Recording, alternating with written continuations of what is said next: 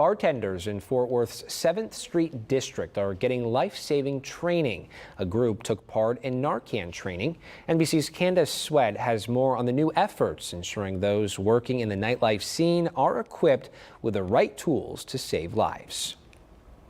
Unconsciousness, slow breathing, and pinpoint pupils. Rarely does the nightlife industry collide with the world of healthcare, except for an emergency. Head tilt, chin lift.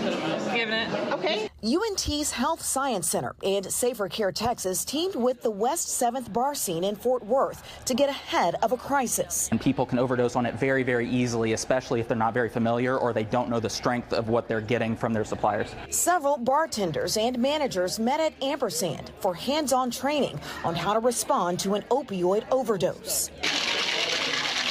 Tony Oro is director of operations here. He says their bartenders are good at spotting potentially dangerous situations and can now add an opioid overdose to that list. When we talk about Narcan is that in the event that something like that does happen, that they are able to respond to that emergency and they know how to spot it, identify it, and then also if we can help treat it on the spot before medical help arrives, and that's always best. Karen Ayala works in the nightlife and healthcare industry and says she'd like to see this training go beyond West 7th. The bar scene is very much a fast-paced scene. As a cocktail waitress, we're going through the crowd.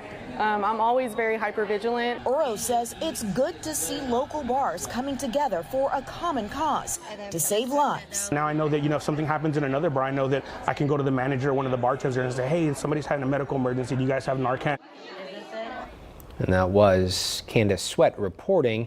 This training is happening as Governor Greg Abbott introduces a statewide Narcan locator map.